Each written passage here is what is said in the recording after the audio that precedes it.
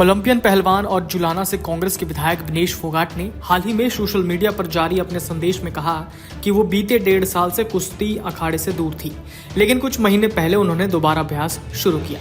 विनेश फोगाट ने बताया कि वो पूरी निष्ठा, ईमानदारी और कठिन परिश्रम के साथ फिर से देश के लिए पदक जीतने और तिरंगे की शान बढ़ाने के लक्ष्य में जुटी हैं। विनेश ने कुश्ती संघ द्वारा घोषित रैंकिंग प्रतियोगिता पर भी गंभीर सवाल उठाए।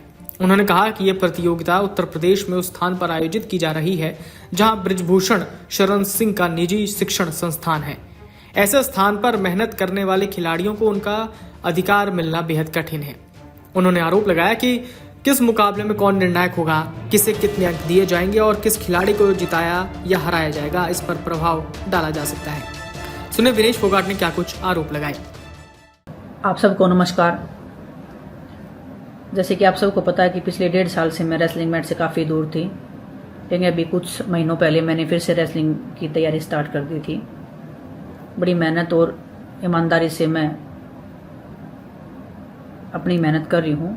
जैसे मैंने पहले देश के लिए मेडल जीते, परमात्मा के आशीर्वाद से, आप सबके सहयोग से मैं चाहती हूँ दोबारा से मैं उस रेसलिंग मैट पे जाऊँ, फिर से देश के लिए 1.5 सारे मेडल जीतूँ और हमारे तिरंगे का मान बनाए रखूँ। मैं आप सबके साथ वीडियो के माध्यम से कुछ बातें साझा करना चाहती हूँ। आज से 1 महीने पहले रेसलिंग फेडरेशन द्वारा एक कंपटीशन का अनाउंसमेंट किया गया, रैंकिंग टूर्नामेंट। ये टूर्नामेंट जहाँ पे ऑर्गेनाइज करवाया जा रहा है वो गोंडा यूपी, जहाँ पे बृजभूषण का घर है, उसका खुद का प्राइवेट कॉलेज है, वहाँ पे इस कंपटीशन को ऑर्गेनाइज करवाया जा रहा है। वहाँ पे मेहनत करने वाले हर खिलाड़ी को उसका हक मिलेगा। ये बड़ा नामुमकिन और बहुत इम्पॉसिबल चीज़ है। कौन रेफरी किसकी मैच में जाएगा, कौन रेफरी कितने पॉइंट्स देगा, कौन मैच चेयरमैन कहाँ पे बैठेगा, किसको जितवाना है, किसको हरवाना है, वो सब बृजभूषण द्वारा और उसके लोगों द्वारा कंट्रोल किया जाएगा। और सरकार और हमारा खेल मंत्रालय मुख्य दर्शक बन के इस चीज़ को देख रहे हैं। कोई खिलाड़ियों की मदद के लिए आगे नहीं आ रहा है। मानो कि उन्होंने उसको फ्री हैंड दे रखा है बृजभूषण को कि तुम जो चाहे करो, चाहे तुम महिला पहलवानों के साथ में कुछ करो, चाहे तुम कुश्ती जगत के साथ में कुछ भी करो, हम तुम्हारे साथ में खड़े हैं। सभी मेहनती खिलाड़ियों का वजन ठीक से चेक किया जाएगा। उनका जो मेहनत का जो रिजल्ट है वो मैट पे निकल के आएगा, वो मुझे नहीं लगता। आज से 3 साल पहले हमने सेक्सुअल हरासमेंट के खिलाफ भी आवाज़ उठाई थी। उससे रिलेटेड कोर्ट में केस पेंडिंग है। 6 महिला खिलाड़ियों ने कंप्लेंट्स दी थी, उसके आधार पर आज भी कोर्ट में गवाहियाँ चल रही हैं। सुप्रीम कोर्ट की गाइडलाइन होती है कि किसी भी विक्टिम का आइडेंटिटी को रिवील ना किया जाए, क्योंकि उनकी गरिमा और उनकी मान सम्मान की बात होती है। लेकिन आज कुछ मजबूरियां ऐसी है कि मैं आप सबको बताना चाहती हूँ। मैं अभी नहीं बोलना चाहती थी कि कोर्ट में केस पेंडिंग है, देश के सामने सब सच्चाई आ जाएगी, लेकिन मैं बताना चाहती हूँ कि मैं उन 6 में से एक विक्टिम मैं खुद हूँ जिसने कंप्लेंट दी थी और हमारी गवाहियाँ भी चल रही हैं। आप सोच सकते हैं खुद, मेरा उसके घर पे जाके, उसके खुद के कॉलेज में जाके, जहाँ पे हर इंसान उससे रिलेटेड होगा, जो हर इंसान उसको रिप्रेजेंट कर रहा होगा, वहाँ पे जाके कंपटीशन लड़ना, इतनी मुश्किल सिचुएशन में हम एथलीट पहले ही हम इतना मेंटली हमारे पर प्रेशर होता है, अपनी टीम की उम्मीदें होती हैं, पूरे देश की उम्मीदें होती हैं कि हम कितना अच्छा करेंगे। उसके बाद भी वहाँ पे मेंटली जाके मैं अपना 100% दे पाऊँगी, मुझे नहीं लगता।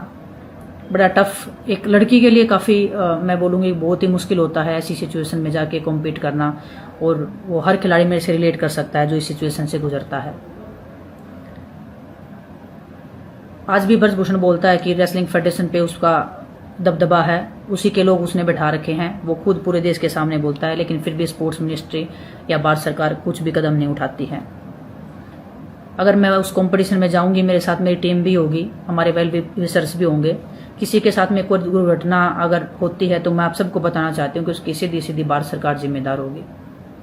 क्योंकि वो आदमी बृजभूषण जो खुद ऑन कैमरा बोलता है कि मैंने एक आदमी का मर्डर किया था, फिर भी उसको कोई सज़ा नहीं मिली, तो आप सोच सकते हैं कि वो किस मानसिकता का है, वो क्या करवा सकता है। किसी के साथ में कुछ भी हो सकता है। मैं कोई प्रिविलेज या मैं कोई अपने लिए स्पेशल ट्रीटमेंट नहीं चाहती हूँ। मैं बस इतना चाहती हूँ कि मैट के ऊपर फैसला हर खिलाड़ी की मेहनत के बेस पे हो, ना कि किसी गुंडे बदमाश द्वारा जो वो जिसको चाहता है जितवाएगा, जो जिसको चाहेगा हरवाएगा।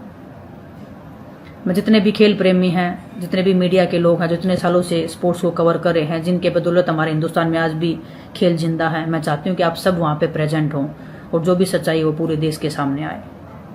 जय हिंद। विनेश फोगाट ने कहा कि आज से 3 साल पहले हमने महिला खिलाड़ियों के शारीरिक शोषण के खिलाफ आवाज उठाई थी। उससे संबंधित केस कोर्ट में पेंडिंग है। 6 महिला खिलाड़ियों ने उसमें शिकायत और गवाही दी थी, जिनमें से मैं बताना चाहती हूँ कि मैं भी उनमें से एक विक्टिम हूँ। उस केस में गवाहियां चल रही हैं। सुप्रीम कोर्ट की गाइडलाइन है कि किसी भी पीड़ित की पहचान को सार्वजनिक न किया जाए, लेकिन आज कुछ मजबूरियों के चलते मैं अपना नाम सार्वजनिक कर रही हूँ। साल 2023 में नई दिल्ली के जंतर मंतर पर बृजभूषण शरण सिंह के खिलाफ हुई हाई प्रोफाइल विरोध प्रदर्शन में विनेश फोगाट प्रमुख चेहरों में शामिल थे। उस समय देश भर में इस मुद्दे ने बड़ा राजनीतिक और खेल विवाद खड़ा किया था। विनेश के साथ दिग्गज पहलवान और ओलंपिक पदक विजेता बजरंग पूनिया और साक्षी मलिक भी थे। इसके अलावा कई अन्य पहलवान भी साथ आए। तब विनेश, बजरंग और साक्षी ने बृजभूषण पर महिला पहलवानों के साथ यौन उत्पीड़न के आरोप लगाए थे। विनेश फोगाट ने रोते हुए कहा था, बृजभूषण और कोच नेशनल कैंप में महिला रेसलर्स का यौन उत्पीड़न करते हैं। विनेश ने भी कहा था कि बृजभूषण खिलाड़ियों के होटल में रुकते थे जो नियमों के खिलाफ थे। Video desk amarujala.com। अगर आप ये वीडियो YouTube पर देख रहे हैं तो हमारे चैनल को सब्सक्राइब कर बेल आइकन दबाएं और Facebook पर देख रहे हैं तो हमारे पेज को लाइक करें।